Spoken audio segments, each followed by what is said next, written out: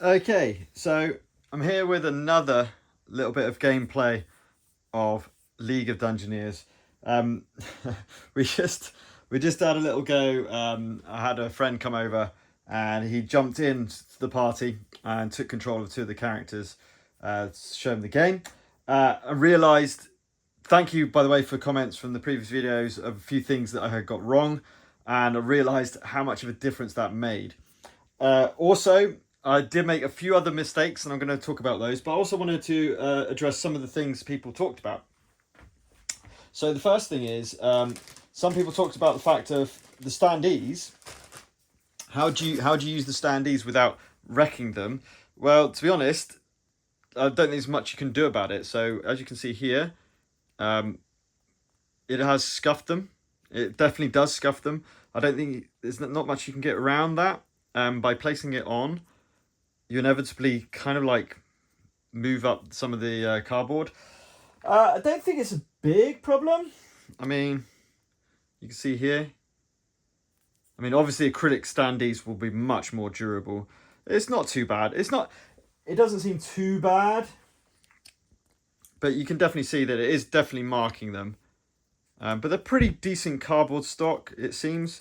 That don't get too many problems yet. I mean, obviously over time, I imagine it's going to get far, far worse.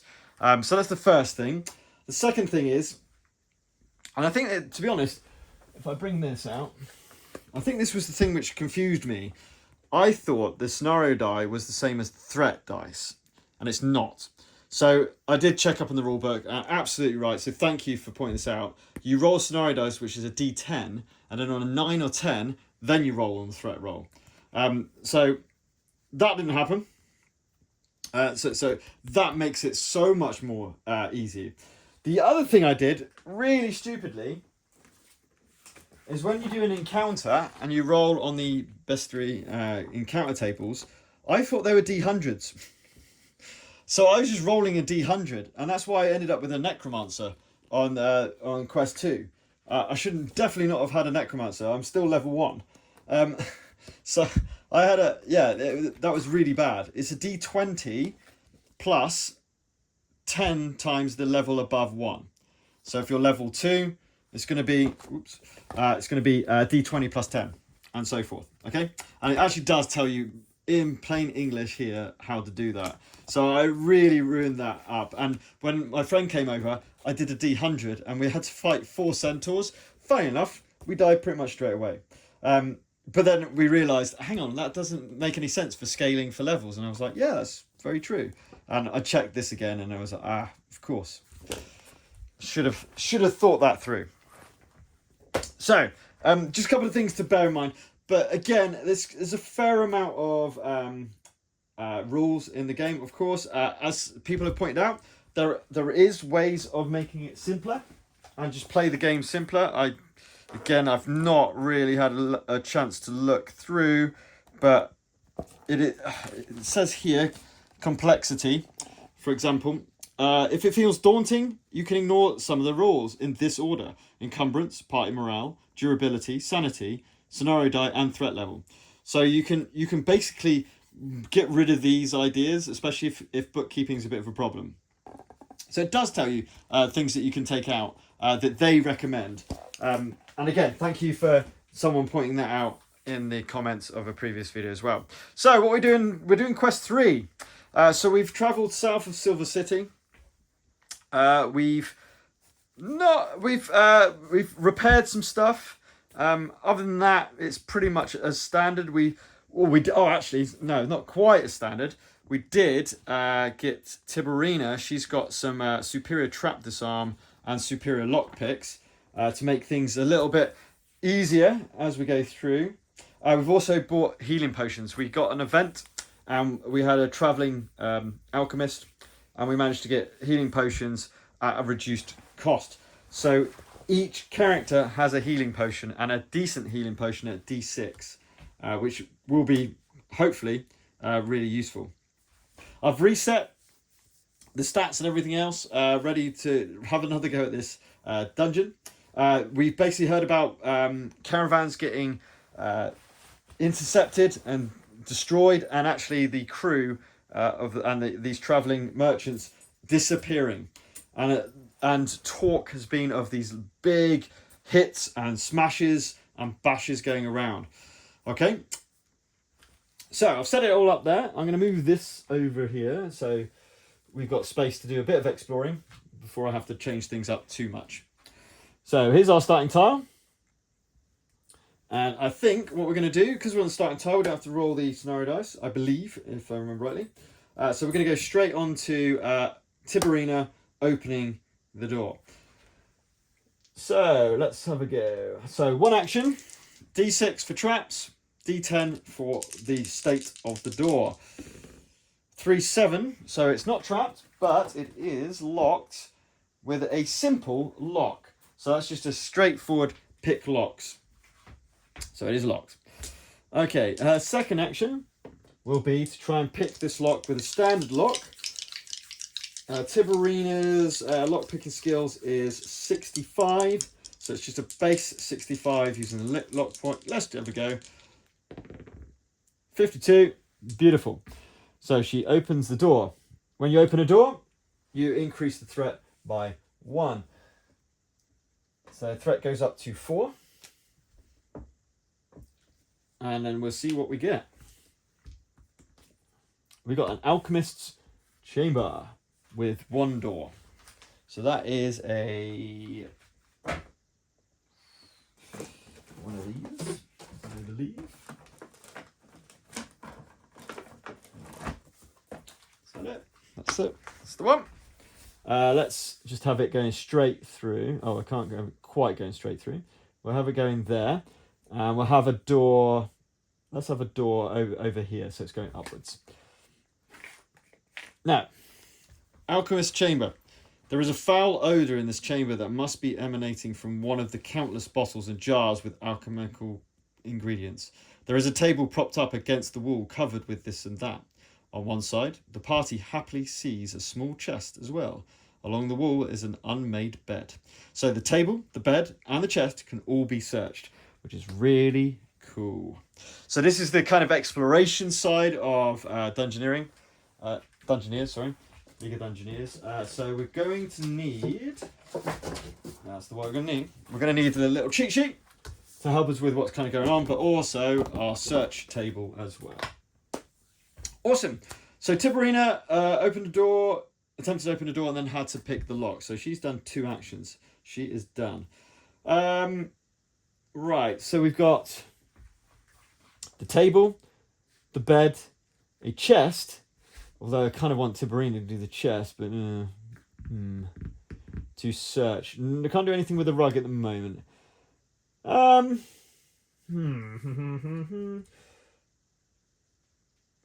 Now, false start is not... Oh, it is terrible. Yeah, everyone's terrible at picking locks. I thought they were. So I think what we're going to do is going to go with Elendor, who's my elf, and he's going to go 1, 2, 3, 4. Oh, hang on. Oh, well, before that, let's see if there's an encounter. Sorry, completely forgot. So it's a room, so it's 50-50. So 50 or under, 50 or under, we get an encounter. Above 50, we don't. We get 65, no encounter.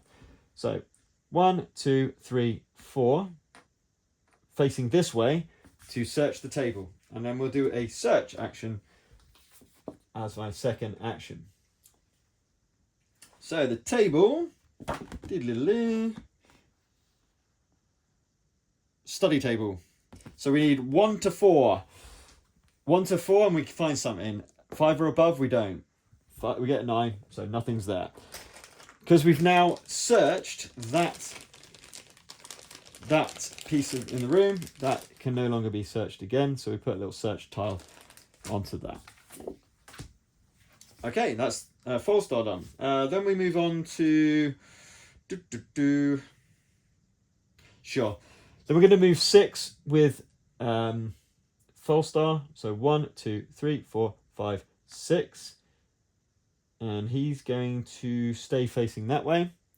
And then finally with Jarak is going to go 1, 2, sure, why not? 3 to here. And then he's going to have a go at searching the chest. So, is it trapped? Is it locked?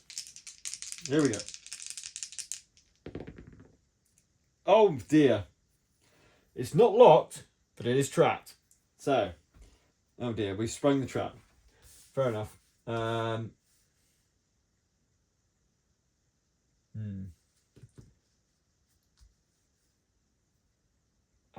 Well, it is what it is. So it is open, but it is trapped. Here we go.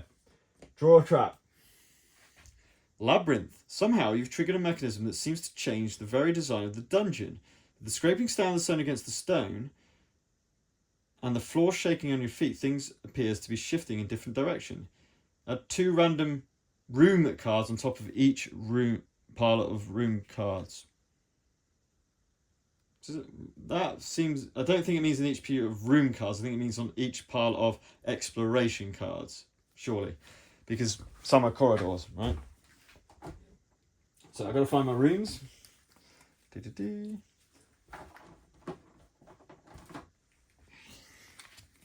So corridors, rooms. So 2 random ones of these. Go on top of the exploration deck. We're gonna, and by the way, these should be over next to the next door.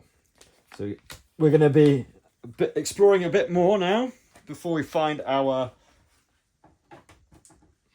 That's cool. I enjoyed that. If triggered, oh hang on, I got to do my perception. Haven't I? What am I talking about? Hang on, that might not happen. I've got to do a perception roll first. So it says here, make a perception with the modifier of it makes. There is no modifier. Oh, hang on. Yes, there is. No, there's no modifier on this. Right, there's no modifier. So, perception of Jerak is a massive 30.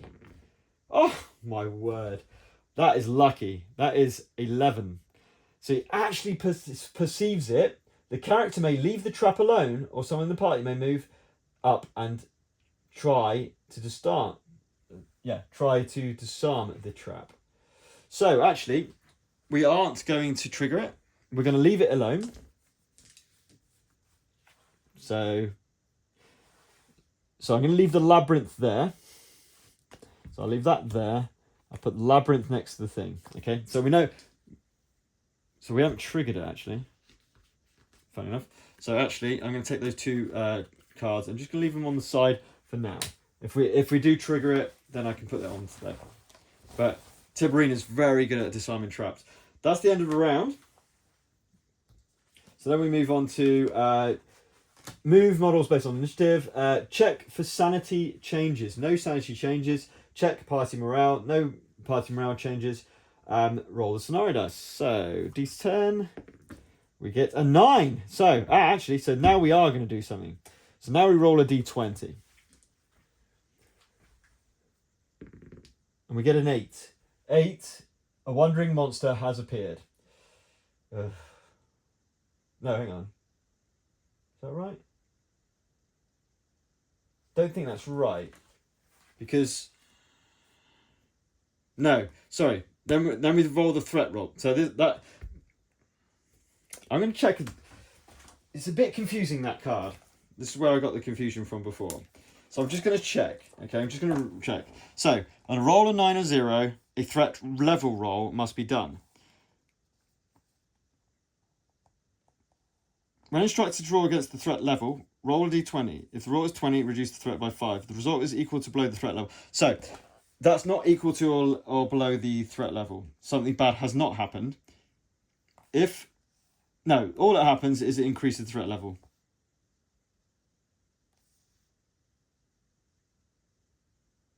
Yes.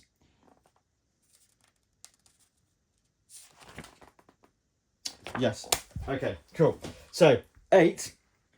Our threat level at the moment is 4. So it's greater than the threat level. So therefore we increase the threat up to 5. And that's all that happens. So that's really important. And quite cool. But then, should I roll a d20?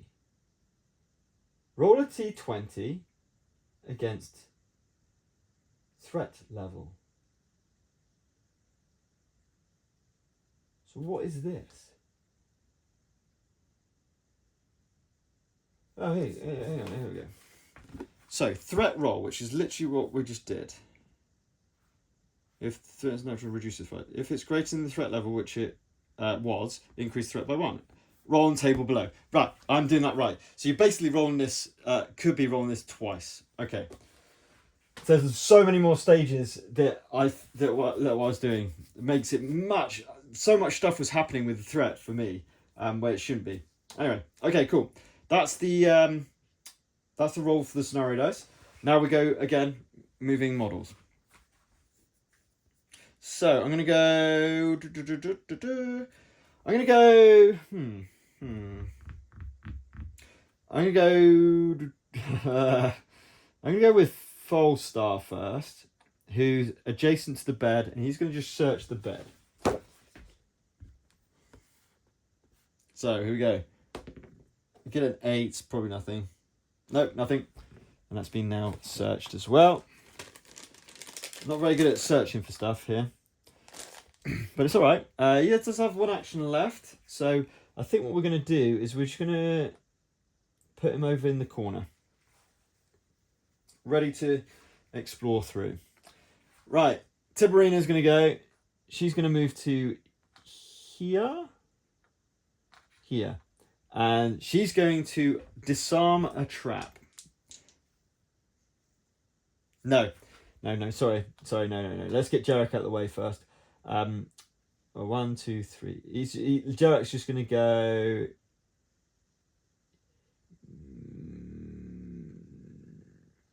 here. Now Tiberina will go. And she's going to go here, face the chest, and then she's going to disarm a trap. So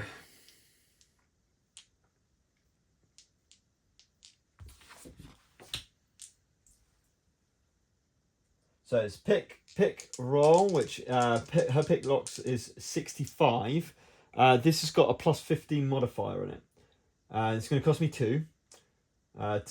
Oh no. No, that's not how that works. She needs to spend 2 action points to pick the lock.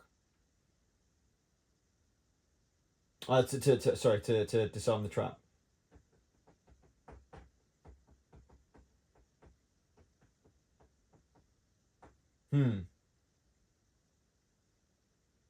Okay.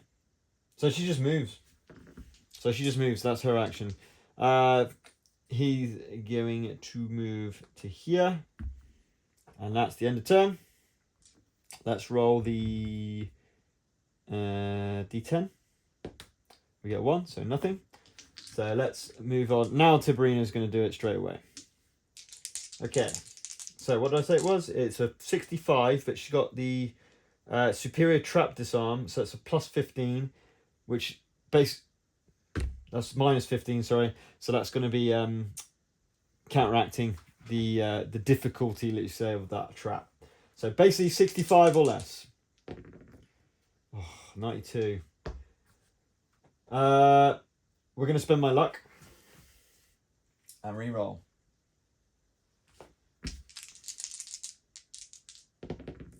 Oh my word, 85. Never mind. Right, it's sprung. It's not the worst trap, to be fair. So those 2 go on there. Then we get -2 sanity and -1 party morale. So morale goes down to 15. Tiberina's sanity goes down to 6. Never mind. But the trap's sprung, but now we do get the chest. So at least there's that. So let's see what's in the chest. Just want to check something a minute. Whenever treasure card, draw 2, keep 1. I mean, I could have used force of will. I do have 2 energy. No, I don't. I've got 1 energy. I could have... never mind. Alright, let's roll it, see what we get. Low. 1! Oh, that could be good. Wonderful treasure. Oh yeah. That is the time to roll that. That is the time we get to roll. We get to draw 2 wonderful treasures and keep one. That is phenomenal. And because we've got a wonderful treasure, I believe we do some modifiers again. So, number 1, sanity. No, not sanity. It's just morale. So I believe the morale goes up by 1 because it's a wonderful treasure. Oh, it goes up by 3. Sorry. So that takes us up to 18. Which is quite nice. Right, wonderful treasure. Here we come.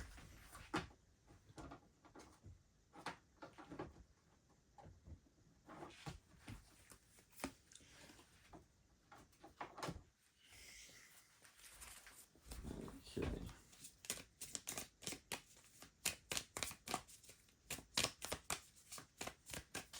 So 1, 2. Either magic mail armor. Oh my, really? 3,900 gold's worth. Holy cow. Or a magic cloak. So, I think it's going to have to be this magic mail armor. Give it to Jarak. You can wear armor, can't you? Yeah. I think so.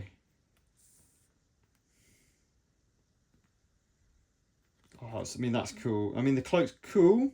And it also gives Falstar something you can put on. With some magic properties.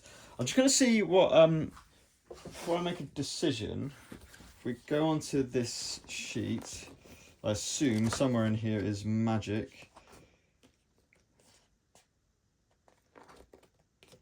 Alchemy, potions, weapons and armor, power stones. It says magical properties determined the enchantment. Is it this?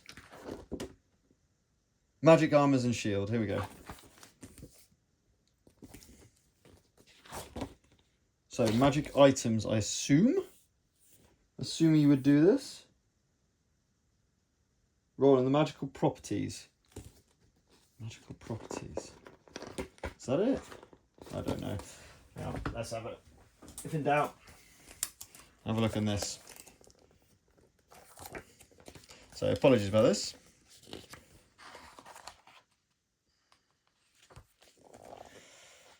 Magical. Of course, it doesn't have it. No. I would imagine if it's a cloak, it wouldn't really be an armor. It would be a item. Yes, I would assume it'd be on here. So that's a bit random. No. This is by far the best.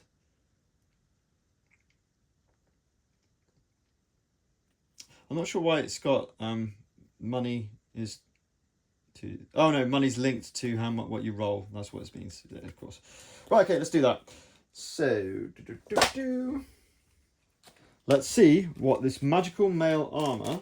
Number 1, what piece it is and what durability it has remaining.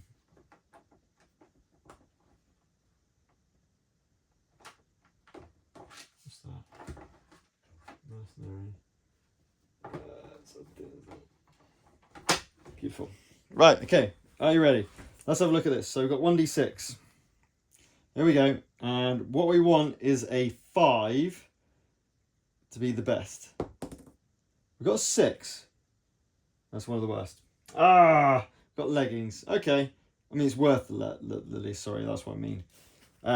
So, leggings. Who is this? Tiberina. Magic. Male. Leggings.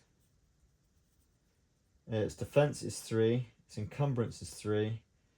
Doesn't have any special properties, but it's worth 600 coins. Right, D3 minus 1. So there's 2. It's lost 2 durability already. Awesome. And I'll probably keep the card with it. I think that makes sense because then it gives some flavour. I quite like the idea of knowing kind of that it's magic items, as it were, personally. Okay. Cool. Well, that's all right. And then again, because we've now searched everything in this room,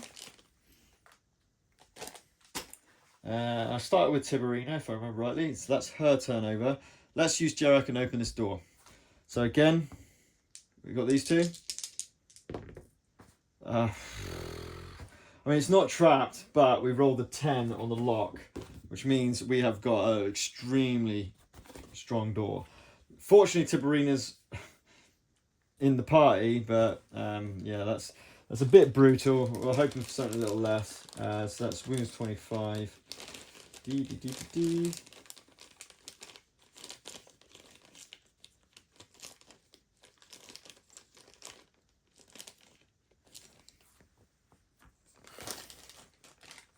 So that's the strongest door that we've had yet. Never mind, Jarek. I mean, you can smash down the door. Wounds 25, I don't think there's any point. No, I don't think there's any point smashing the door down.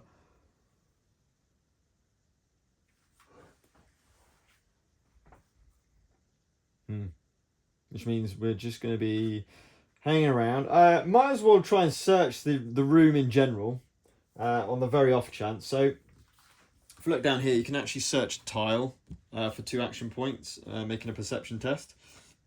So I might as well have a go. Let's go with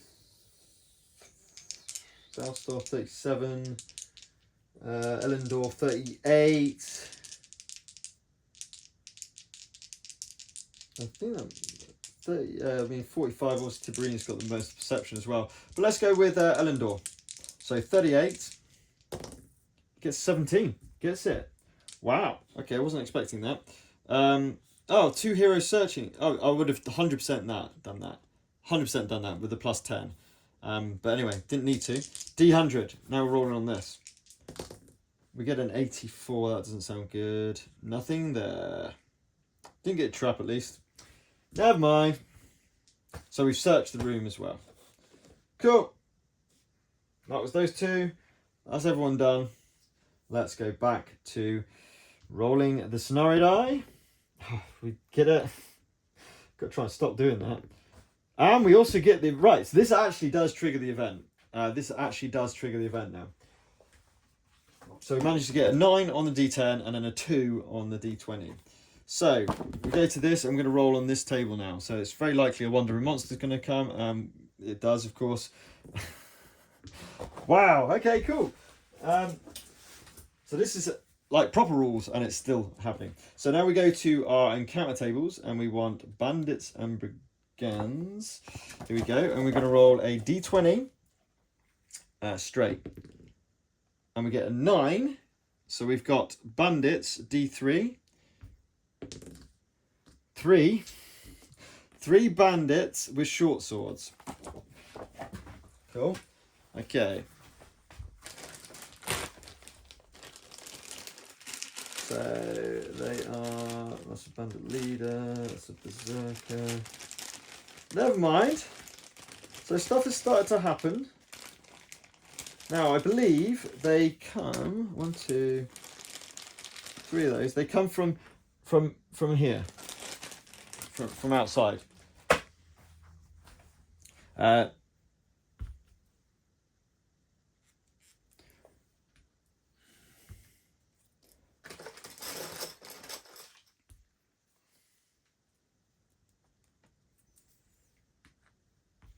So we've got 3 bandits. Which kind of makes sense because it's caravans, right? Beautiful. Because that'll be line of sight. Now, I believe this is how it works. Because line of sight, it now triggers an encounter. So we go into an encounter. So we want to build up one of these bags. we need 1, 2, 3, 4 plus the 1, and then because I've got a special skill, and then 3 of the black enemy tokens. I'll chuck those in. Next, we need the actual characters themselves. So I said short swords and no shields and no armor, which is useful. So we need to make sure, yeah, armor, it says in the thing, if I remember right. Oh, armor 9. No armor with those ones.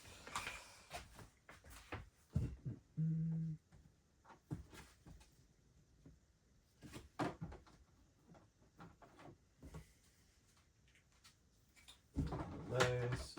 Just got to find the.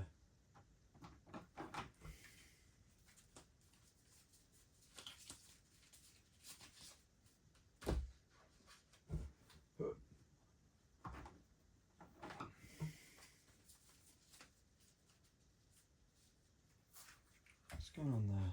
Where's those? Oh, there they are. Literally had them out. There they are. So bandits. We need one of those. We need to grab the short swords.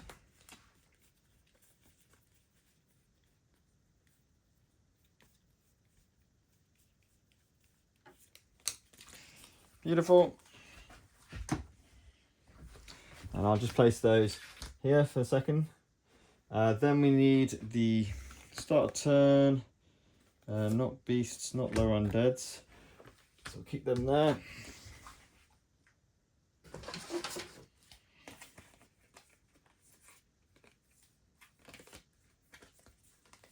Humanoid with close combat. Right, fantastic. So that's kind of all set up, ready to go. They have 12 hit points each. They got a combat skill of 50, so not bad, and a d6 plus 2 damage. Compared to what some of the stuff I've been unfairly fighting in the past, that's actually not that bad. Right, okay. The good news is, well, it's not really any good news, really. And that's now gone.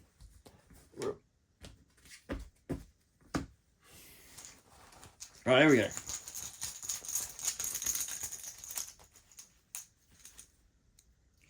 We have one of us. Right.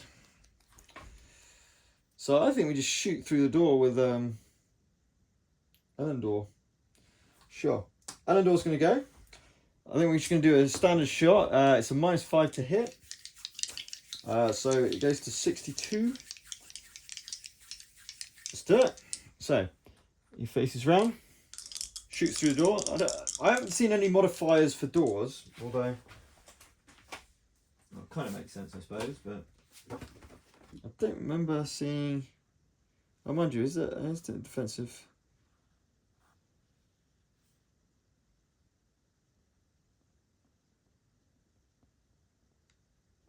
No.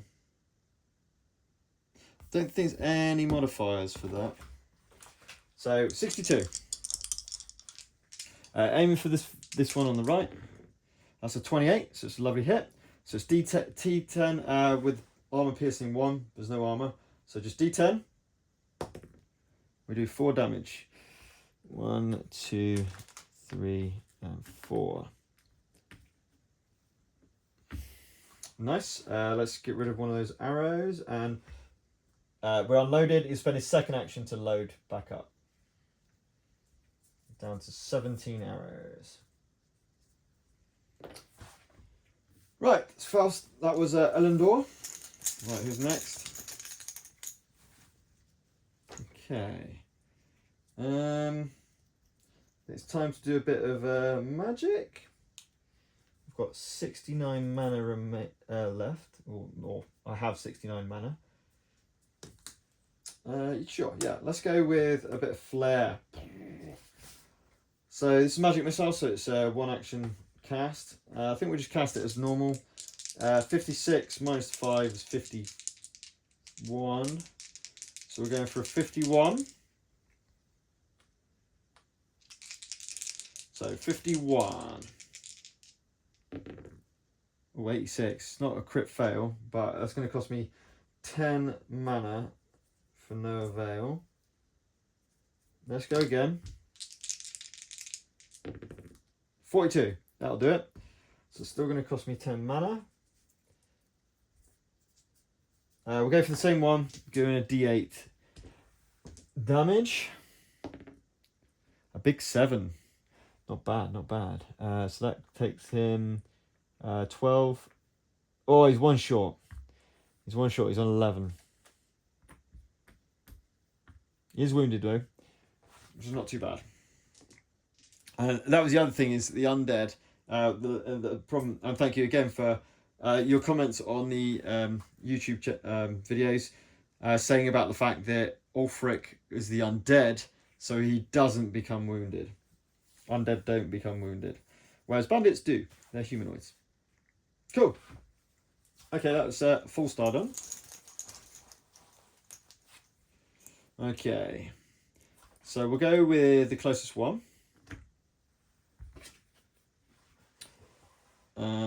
If with them but not adjacent, roll a dice. So we're going to go with the one that's injured. Why not? No, we'll have to roll off. 1, 2, 3, 4, 5, 6. Yep, the one that's injured. Roll a d10. And move CC into comma.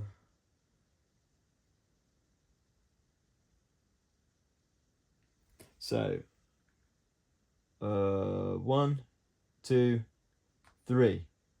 So it's actually going to do that, it seems, to attack from behind. Is what what I'm reading that as. So a position where the enemy can attack from behind. Obviously we haven't got a position of height advantage. Oh no, sorry. A hero that has not been attacked. So literally will come through the door and stand there. It doesn't attack though. So that's it. Right, next one. Okay, so closest. So he is going to roll a d10. A 7. Charge attack. 1, 2. And attack. So gets plus 10 on the roll. So it goes from 50 to 60. So the charge adds 10. So 60 coming up. Anything else I need to think about? Nope. So 60 gets to 12. So a lovely hit. I do have a dodge. It might be worth it. She's got some good armor. But Tiberina only has 10 health. I'm going to do a dodge check. So I'm going to use my free dodge. Because her dodge is not bad, actually. It's 60. So she's going to try and dodge at 60. And we get 77. So it doesn't dodge it. Right, so d6 plus 2. 1. So it's 3 to the leg. Tiberina has got the special ability, her special magical mail armor.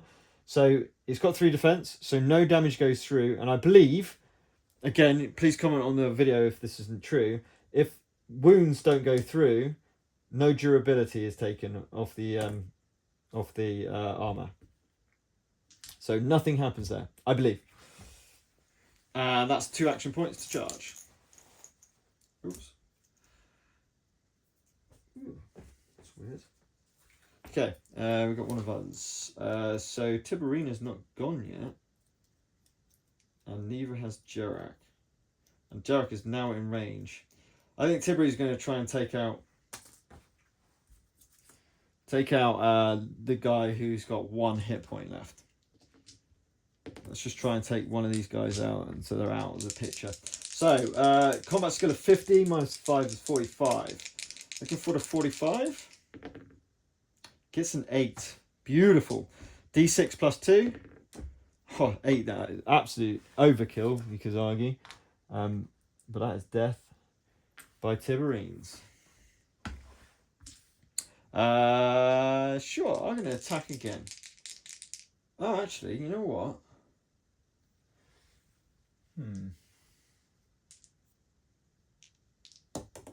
Hang on a minute, hang on a minute, hang on a minute, hang on a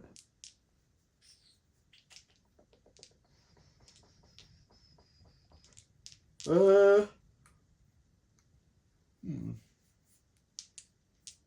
Don't know. Just attack again? Sure. Let's attack again. 45. 33. Oh, she's doing well. D6 plus 2.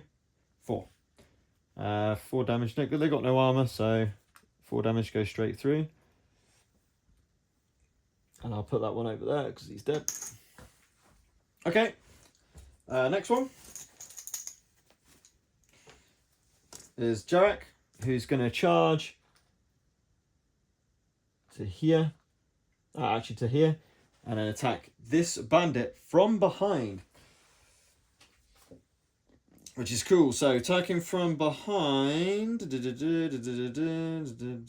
is an attack from behind, I'm sure of it.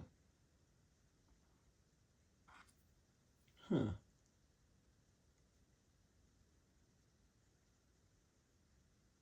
I thought. From behind. Plus 20. Thought so. And plus the 10. So plus 30 to this attack. So what's he normally? He's on 54 plus 30 is 84 minus the 5 is 79. 79 for the hit. 73. That was lucky. Awesome. Now, in your charge, oh yeah, there was. Hang on a minute. It doesn't actually say on there, but I have a feeling a charge does something else. Now I think I've remembered, but I could be wrong. Let's just have a look.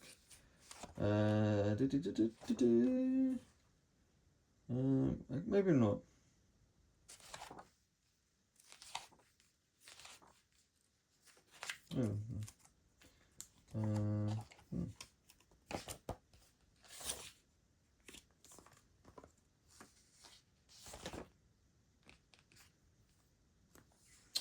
There we go. Search attack, charge, move him adjacent, apply modifiers, make skill, success, yes. No. Oh no. Oh, was it a charge? Move the enemy, select one back and follow up with a hero. Yeah, okay. Anyway, whatever. What am I doing? I got 73. Didn't I? Yes, I got 73, I think. So therefore it's a D10. Where's Jarek? D10 plus 1. Oh, absolutely mullies him. He's gone. Beautiful. Okay, awesome. Right. So it's just that last bandit to go. And get rid of that one now. And get rid of that one. So he is going to go 1, 2, 3, 4, and oh, hang on, wait. We've got to roll on this table first. So let's have a look. We go for he goes parry stance and stays put.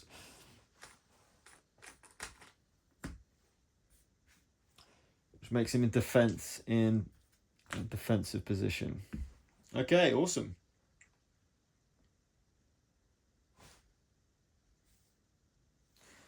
Right. That's the end of activations. So I'm going to pick up those. We no longer get our extra 1, of course. We roll the scenario die. 8, we're fine. Thankfully. Right, okay. Oh, hang on. My threat should have gone back down to 3. Because obviously a wandering monster came, of course. Right. Let's do this. I don't know what the best... Probably Jarek charge. Yeah, sure. Let's go Jarek charge. Let's try and take out this last guy. Although, is there any point where he's on a parry stance? Or shall I just try and open the door? I need to remember if... Now, to summon a trap, Yeah. Picking a lock is 2 action points. Yeah, then in that case, I'm just going to charge in with Jarak. 1, 2, 3 will do. So we've got on the charge. So it's going to be a plus 10 to the attack. So 54 goes to 64, goes down to 59. A 13. Gets good rolls again on this, and then he does 10, 11 damage again. Wow. Oh, hang on. No, dodge. He gets a dodge attempt. Let's see if the 11 damage goes through. So his dodge is... what?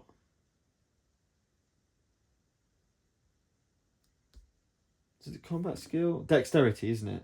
Is it? Dexterity, I'm sure it is. I've forgotten now how this works.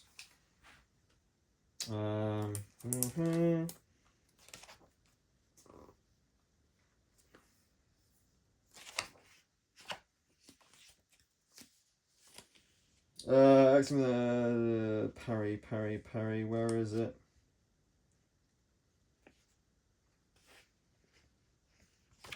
Apologies about this.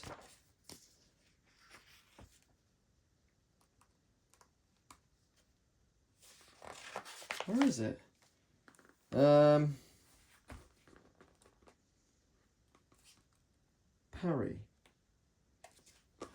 Sorry.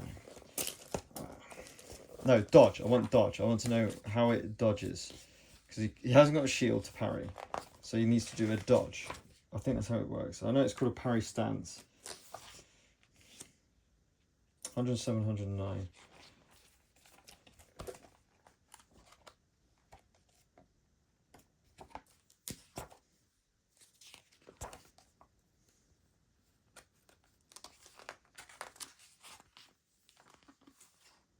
Right, parry stance. The model prepares for impact, raising its shield if possible, and carefully monitoring the image you put. Parry stance will give a bonus to parrying as described on 118. In comparison, it will always be harder to hit. 118. Parrying or dodging?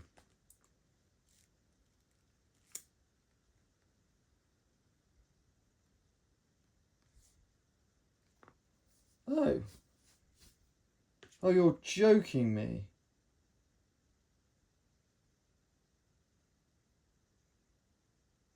What? Oh, once during a battle. That's right. Yeah, no, I've done it right. How does a monster dodge?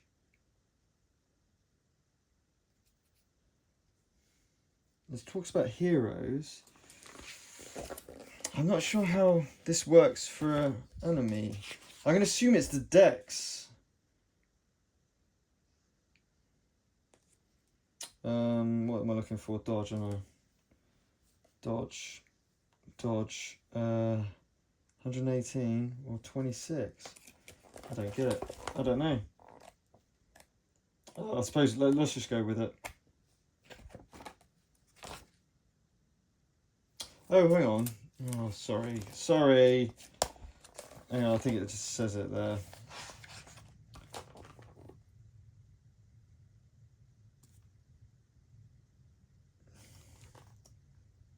Dodge by making a dodge skill test. Oh, you know what? I know that the dodge is a dex roll anyway, so I'm just going to go with it, dex. So dex is 30, but because it's in parry stance, it gets an extra 15, so it goes to 45. So 45 or less to dodge that 11. It gets 48, so he hits the 11, so he gets the 11 damage. Apologies, it's just the way it is. Right, okay. Just trying to learn the rules a little bit as well. Okay, cool. That's Jarek done.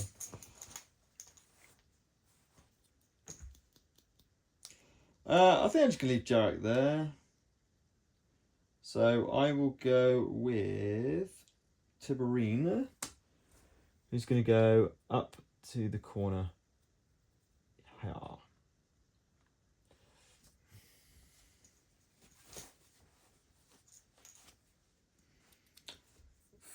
Now I'm going to go with Elendor. He's going to move up to here so he can shoot through the door at that chap there. So he's going to unload. -5. So 62. 18 will do it. Doing. I only have to do 1 point of damage. Ooh, just about. So that's him taken out. Oh, yeah, he can dodge. Still dodge. Still dodge. Still dodge. No, he doesn't. Not 55. So all good. All good. Well done, full star, and he's unloaded. Elendor, sorry, and he's unloaded. And that is the end of the monsters, so it's the end of the encounter. Leaving just full star to move around like so. Cool. Right, that was that encounter, and that's that wandering monster gone. That was a little bit more scaled for difficulty. That makes much more sense. Did I even take a hit? Oh yes, Tiberina took a hit, but her amazing magic leggings, male leggings armor, literally saved that. So that was very lucky. Right, put those over there. Awesome. Right, okay, let's roll the scenario die and then we'll get Tiberina opening this door. Absolutely fine for that. So, Tiberina, 2 actions to try and open this door. So, it's normally a... where's the sheet gone? So, the door's the hardest, so it's a -20% chance. Oof. So, our pick locks is 65. With her superior pick lockpick, that might, which I'll use, it's a +5. So, it goes up to 70. Minus the 20 is 50. 50-50. So she's using a superior pick lock to try and do this. 32. Boom, there he goes. So down to 4 of them. And that is now unlocked. Which means we need to increase threat by 1. Grab an open door.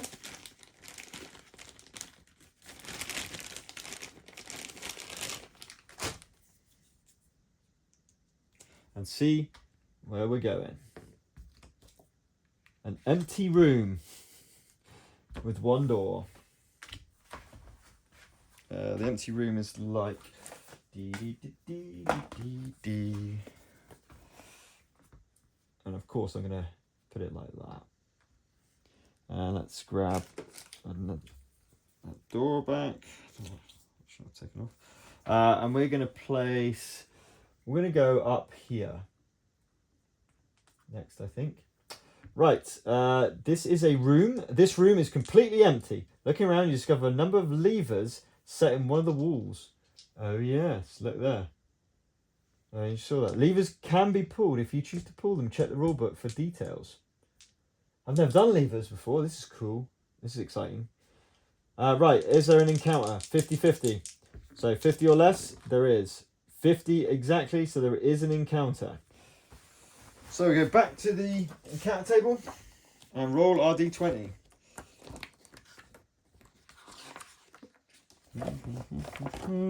And we get a 5. Giant rats. 1 giant rat. That's more like it. Which is beasts, I believe.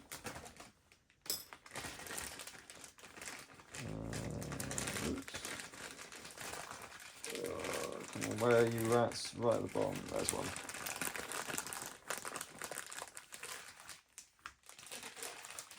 Lovely.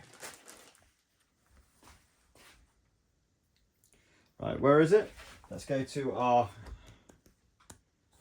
random squares. And boom, there we go. 2d6. Red, green, red or black. Well, it's red and black actually. Red and black, here we go. A 4/4. Yep, beautiful. It's there, so yeah. So 4/4 there. Beautiful. That was the encounter. Boom.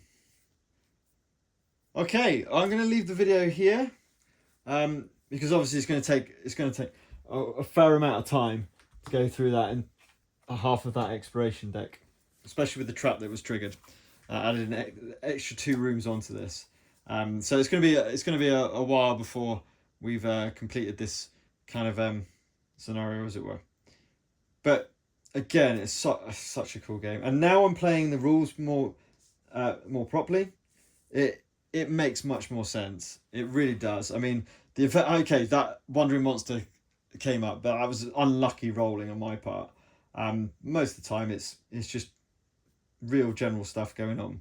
It's really cool, really cool. I love this game, and other people have really enjoyed it that I've played with as well. So yeah, I'm going to continue playing Quest 3, trying to find out what's going on with these caravans and why they're getting taken down, as we go explore this dungeon to find this objective room, as it were. So any comments, please do put on if I've done anything wrong again. There's quite a lot to keep track of, but yeah, just really enjoying this game. And if you've got League of Dungeoneers and you're enjoying it, let us know in the comments as well. So until next time, keep gaming.